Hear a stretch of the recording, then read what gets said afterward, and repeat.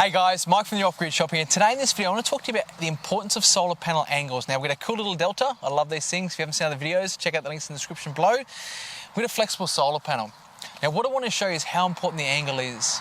Whether it comes to if you're just doing this for a weekend or something like that, or you're really designing a full-on off-grid home solar system, weekenders and stuff like this, you get away with it a lot, but when you're doing it for your home, it's so important you get this right. Now if you're near the equator, you want your panels to lay flatter. As you can see on the screen here, you see the wattage, it's gone up. We're doing this, we're in spring in New South Wales in Australia. So the sun's actually come up a lot higher. So the flatter the solar panels, the better it's going to work. Now in winter, if you actually look at the screen, if I lift this solar panel up, and because we're in summer, you can see the production drastically drops because I've lifted the solar panel up. So important to get those panel angles right.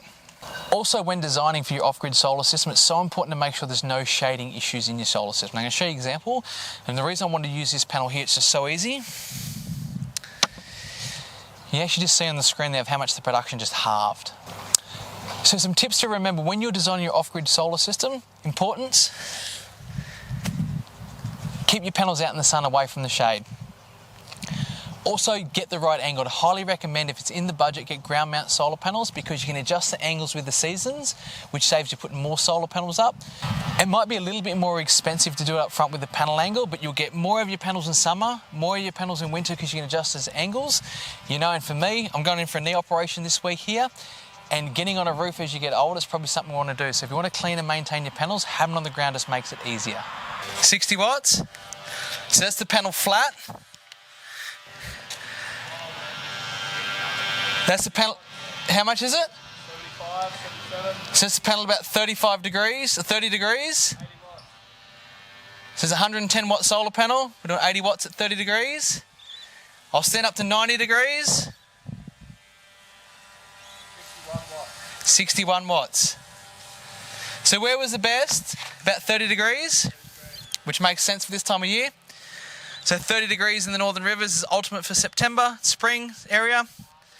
So now I'll do the shading test. Panel's covered in shade. What happened, Aiden? 33 watts. 33, so we lost half the solar panel. What about now? 17 watts. So we only actually got a quarter of the solar panel working. That's half the panel.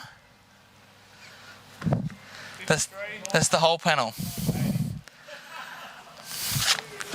That's the panel flat.